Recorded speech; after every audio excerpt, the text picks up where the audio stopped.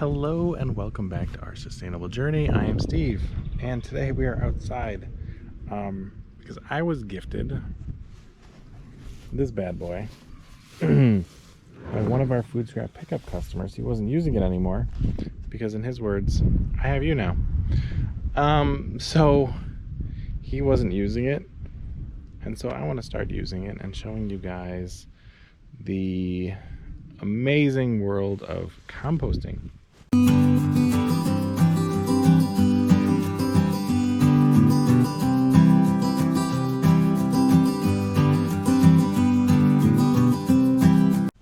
So this is called a compost tumbler, spinner, what have you. Okay, so the way it works is, even labeled tight and loosen. So you open it up, okay, and you put what you're gonna compost inside. So your greens and your browns, right? So normally, depending on your ratios, you kind of wanna, I tell people a good rule of thumb is 50-50. You should probably have more browns than greens. And these, they actually recommend 75% browns, 25% greens. But yeah, can you screw it up? Sure. You can have too much if you did like just grass clippings, or if I were to collect all this grass and put it all in a pile, that would not work at all. It would be disgusting. So you got to mix it a little bit. So I always tell people, good rule of thumb is 50-50, just to start, just to see what you've got. There's way more complicated ratios between the greens and the browns that I won't get into. Like certain, like food scraps are higher on the greens than other things. Then like, you know, coffee grounds are lower than your apples, right? But it's all relative. So just go with 50-50. It's fine. You can't screw it up. You're actively trying, and that's the important thing here, right? It's better than doing nothing at all and just throwing it in the trash. So we'll start. We have a food scrap bucket. Today's Thursday, so I didn't have any collections because we collect on Fridays and Saturdays. And all of our food scraps have already been used, so I didn't have any. So I just have the ones from our own. So I don't even know how many we have from the house inside. Probably not that many. Yeah, not that many, like a quarter of a bucket. But I'm gonna pour that in there. And then I collected some leaves. So that's what's in the box, is because, you know, you may notice we have a lot of trees, and so we have a lot of leaves. I don't actually rake the leaves, we let them fall and mulch, but I was able to go out in the woods with a shovel, a snow shovel, and just put them in a box, because why not? So we'll put those in there. So that box is full of leaves. It's actually packed here. I'll show you. And they're mostly oak. We have a lot of oak around here. So I don't like giving those to the worms because of how spicy they can be, because of the tannins, or acidic, I guess, if you want to use the actual real terms. So we're going to use all those leaves and a little bit of food scraps. And then what you do in these tumblers is two things. One, you need to put it in the sun. It needs to be in the sun because the sun helps heat it up. That's why it's black, to help get as much heat as it can from the sun. And then the second thing is every 3 to 5 days you spin it. So, and that'll kind of mix everything up. It's like turning your pile, right? And then it's got these holes on the sides to get a little bit of airflow through it. And I put it on a pallet so that I can move it around with the tractor, because it's gonna start getting heavy. And we'll see how quickly this breaks down. This is like a third of a bucket of food scraps and a giant box of leaves. So I'm gonna get those loaded in there now. First, some food scraps.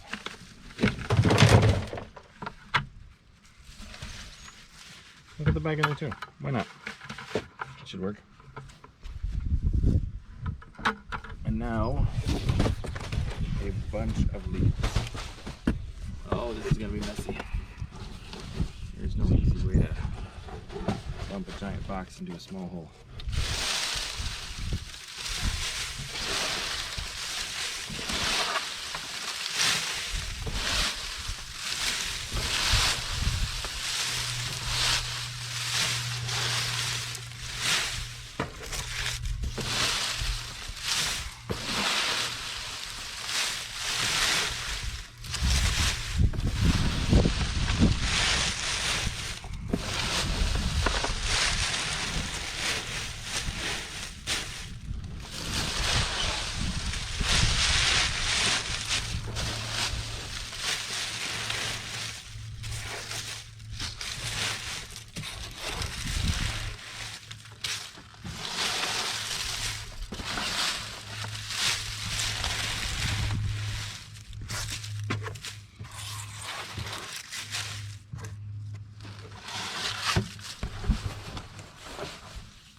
And I actually just found on the lid, he had left the instructions.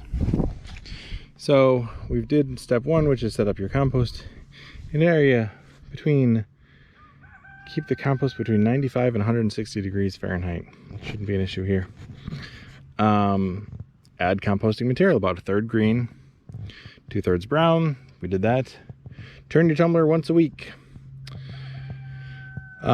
Should have soft, earthy humus in about, this says 2 to 6 weeks. I'm kind of pessimistic about that, so I'm going to say 4 to 6, but we'll see. So I filled it way more than I was supposed to. You're only supposed to fill it like halfway, but those are leaves. They're going to break down in like a day once you start tumbling it. So what we do is we're going to close it up and seal it up. All right, so we'll tighten the lid.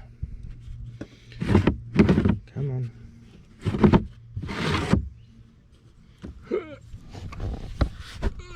All right, and then we'll spin it. That's probably the best part, and I'll have the kids do that. And we'll just, it's on wheels, see? So spin it once, twice. Oh my goodness. Come on, buddy. We'll do it 3 times. And there we go. And then we'll come back, spin it again in a week, and we'll see what happens. We'll see if this is better than the CFTs for composting stuff. Not that I'm going to get rid of my worms, but I kind of like the ideas of these types of things because everyone can do this. Not everyone has the space for the large CFTs that we have. Whereas something, this one's probably pretty big for most people, but if you have full sun, it's not that bad. I'm gonna pull it off the pallet. I think it should be fine in the grass here. I may turn it sideways because we get the air. The wind usually comes from the south through the trees. There's a way that it comes. So I may turn it a little bit. We'll see. We'll try it this way maybe for the first week, and then we'll spin it the other way. Another thing I like about these is they usually bring about black soldier flies, which not everybody likes. Those giant maggots that end up in your compost piles that we're breeding in the barn right now. But these are something that those like, because the holes, they can climb in there, lay their eggs, and break down the stuff. So that is something that is really great about these guys, is black soldier flies that'll help break everything down way faster than just the heat and the greens and browns can do. So we'll see. Stay tuned. All right, it's been a week. Let's check on the time capsule, I guess. So I put this plastic cover on top just to keep the moisture in. So first is obviously the thing they like the most. So that would be the watermelon rind. So what I think I'm gonna do is here, pull it over here, and then we'll just put it all back. Maybe I could tip this over.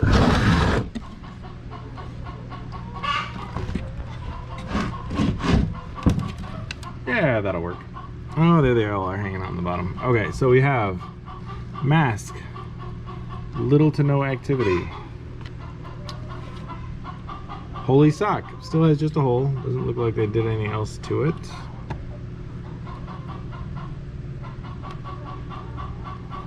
Worm crawling on the skull. That's exactly what I wanted. Paper towel. A little bit of crawling on the toilet paper. Oh, see, it's here. Okay. So the toilet paper wrapping, I don't know what you call it, has giant holes in it. So I believe that's a favorite. Cardboard, not so much. This is gonna take forever to break down. This napkin doodad, along with the jorts remnants, but they're starting. You can see they're making it their home. I think that's more of a, they like the, oh, get in there, buddy. They like the folds. They like to be able to hide and crawl into places like that. That's been my experience anyway.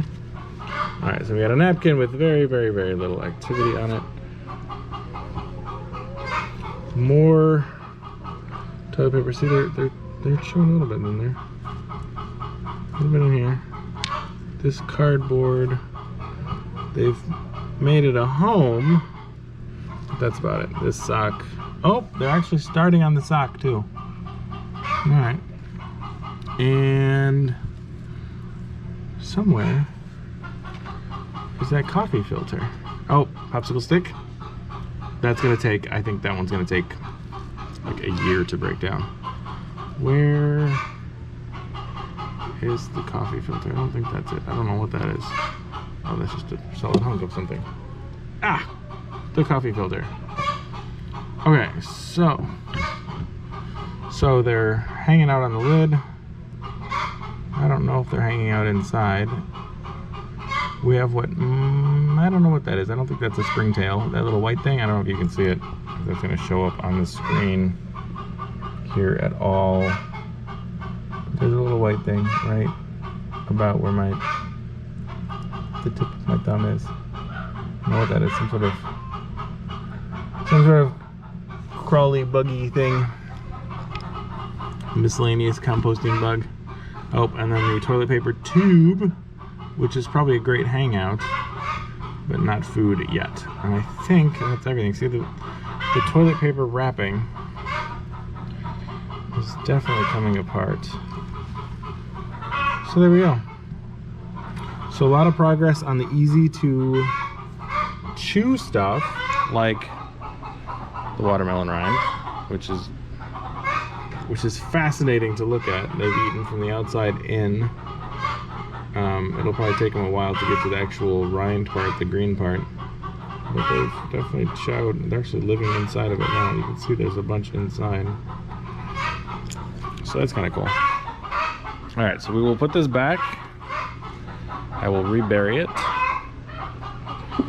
And then we'll check back in a week and see how much more destruction they've done. So let me tip this up. So, no, that's cool. It's like an ant farm. See them all just cruising. Yeah, a couple of stragglers there. Come on, guys. Get back in there. It's your home. Go to your home.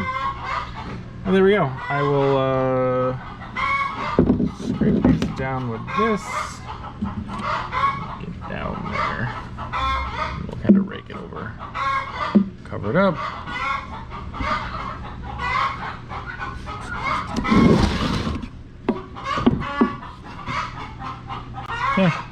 Yeah, it'll do.